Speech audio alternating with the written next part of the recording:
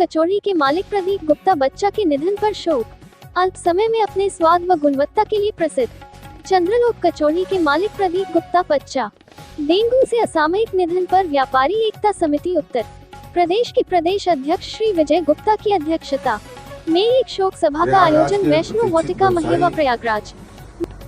प्रदीप गुप्ता जी बच्चा भाई के निधन से निश्चित रूप से व्यापार जगत में एक शोक का लहर है और इस प्रकार से उनका सामाजिक आचरण था। अनेक प्रयाग के सामाजिक जीवन में उनका सहयोग रहता था। अनेक सांस्कृतिक कार्यक्रमों से भी वो जुड़े रहते थे और निरंतर अपने व्यवसाय के माध्यम से अन्य लोगों को भी प्रेरित करने का काम करते थे। उनके निधन पर निश्चित रूप से हम सब लोग दुखी। मैं उनके ईश्वर से ही प्रार्थना करता हूँ उन्हें अपने श्री चरणों में स्थान दें। सत सत नमः। सांसद माननीय गणेश चंद्र केसरवानी, महापौर विदुत अग्रहरी संजय, संदीप गुप्ता, दुर्गा प्रसाद गुप्ता, सुजीत गुप्ता, अजय गुप्ता, संजय गुप्ता, सुमित वैश्य, सचिन गुप्ता, राजू गुप्ता, राजकुमार गुप्ता आदि ने दिवंगत आत्मा को अपनी श्रद्धांजलि अर्पित करते हुए कहा कि स्वभाव से सरल बच्चा ने हमेशा बहुत ही सामाजिक सरोकार वाले व्यक्ति थे और जिस तरीके से समाज में उनका सबके प्रति लगाव और प्रेम, निश्चित तौर से हम यही कहेंगे। आज हम श्रद्धांजलि देने आए हैं और नमन करते हैं उनकी यादों के।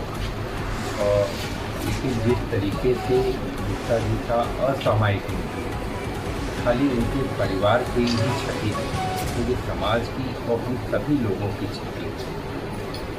इतने छोटी उम्र में बिना किसी बीमारी के उनका निधन होना एक बहुत मैं कहूँ कि एक गैप छोड़ गया जो है पूरे सबके जीवन में।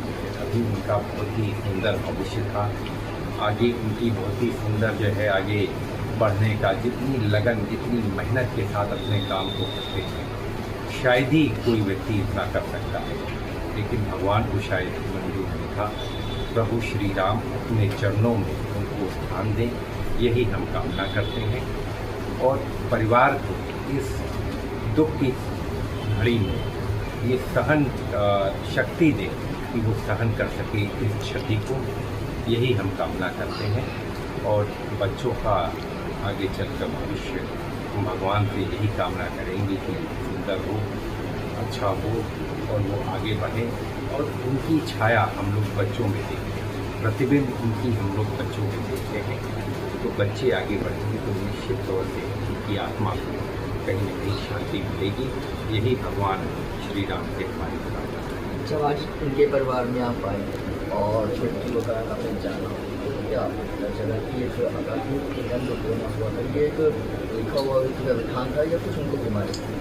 देखिए, कोई उनको बीमारी नहीं थी, ये विधि का विधान तो था ही, लेकिन एक कमी हमेशा हमको इस बात की खटकती है कि प्रयागराज में पर्याप्त मेडिकल की सुविधा न हो। आज भी यहाँ आदमी बीमार होता है तो कहीं न कहीं पीजीआई, कहीं न कहीं प्राइवेट अस्पतालों में, लखनऊ में या दिल्ली में जाना पड़ता है। अगर प्रयागराज में ये सुविधाएं होती, अगर अच्छे और बेहतर डॉक्टर होते और बेहतर मेडिकल सुविधा होती तो कहीं न कहीं शायद हम ऐसे लोगों को बचा पाने में सक्षम होते।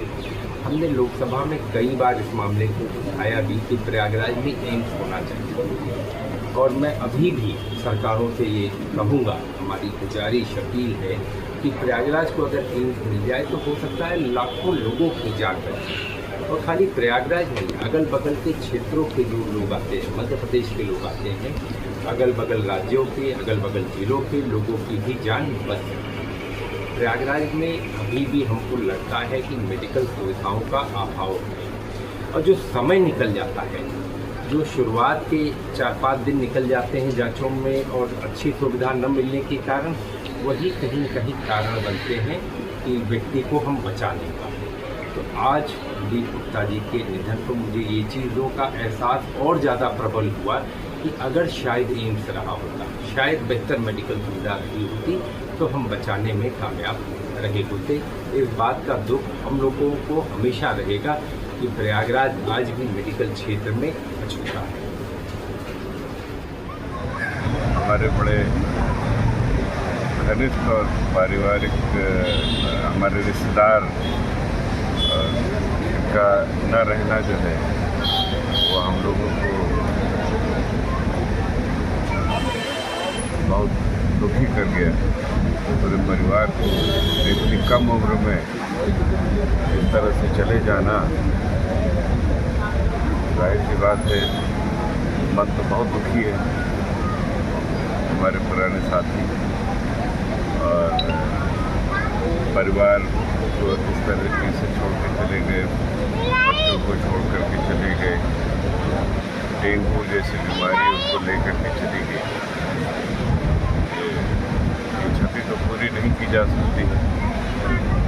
बाकी ईश्वर से ये प्रार्थना है, ईश्वर उनकी आत्मा को शांति प्रदान करे, परिवार को हम सभी लोगों को शक्ति दे के इस दुख को हम लोग सहन कर सकें, परिवार सहन कर सकें।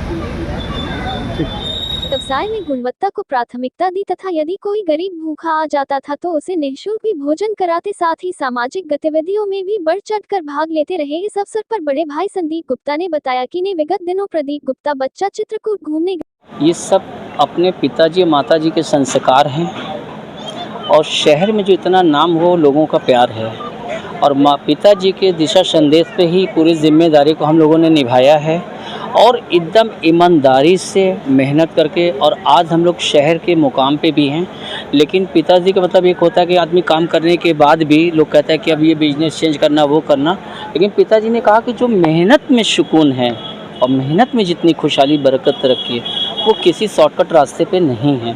तो इसीलिए हम लोगों ने उन्हीं के आशीर्वाद से मेहनत करके और अपने भाई को जो हम लोगों ने, अब हम अपने मुंह से भाई हो कि क्या भाई को कहें, वो तो पूरा शहर और आप लोग भी जानते हैं कि हम लोगों ने तीनों भाई ने क्या काम किया और क्या शहर हम लोग को बोलता है। और वही प्यार में आप लोग यहाँ पे आए भी हैं, ना कि किसी लोग को बुलाने पे और ना किसी के कहने पे, ये छोटे भाई के प्यार में। और जो आपको प्यार छोटे भाई से मिला, जो आप लोगों ने हम लोग को सम्मान दिया, उसी चीज़ में आप लोग भी आए। इससे बड़ा प्यार और इससे बड़ी जिम्मेदारियाँ क्या होगी। अपना नाम? मेरा नाम संदीप है, संदीप गुप्ता।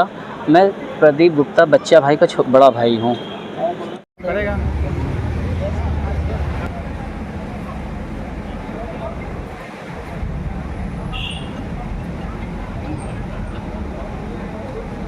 ये बड़ी दुखदाई स्थिति होती है जब कोई युवा, और वो भी ऐसा युवा जो समाज में अपनी पहचान बनाए हो, लोकप्रिय हो, हंसमुख हो, और अचानक उसका जीवन ईश्वर छीन ले, तो बड़ा दुख का विषय होता है। प्रदीप बच्चा जो थे ये अति लोकप्रिय युवा थे, ऊर्जा से भरे हुए, डबलेस और समाज में निरंतर सक्रिय रहते थे।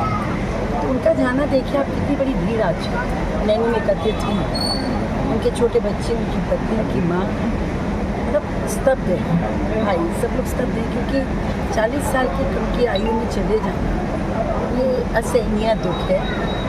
और मैं भी उनके इस कष्ट में के साथ शामिल हुई हूँ और अब यही कह सकती हूँ कि उन्होंने जो अपना प्रेम और जो अपना एक लोकप्रियता लोगों के बीच में छोड़ी वैसी बरकरार रहेगी, और कि उनका परिवार इस दुख को सहन कर सके, ऐसा ईश्वर उनको संभल दे। हम लोग तो हमेशा परिवार के साथ खड़े होने के लिए अपने परिवार की ओर से अपनी हमेशा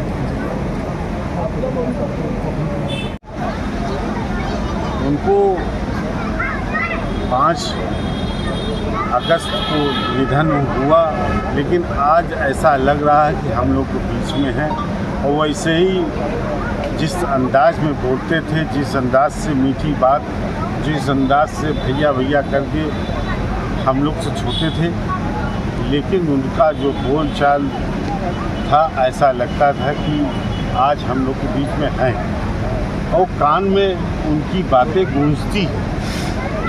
ऐसे मेहनती व्यक्ति बिरले ही मिलते हैं जो उन्होंने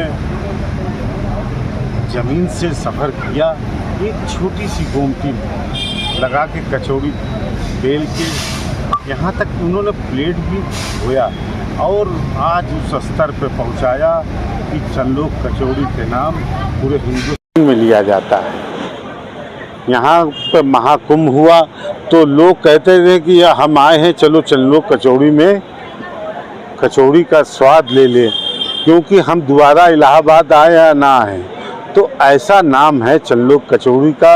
अब प्रदीप बच्चा भाई हमेशा उस नाम से अमर रहेंगे और हमेशा नाम उनका जन जन के अंदर गूंजता रहेगा। विजय गुप्ता, व्यापारी एकता समिति प्रदेश अध्यक्ष।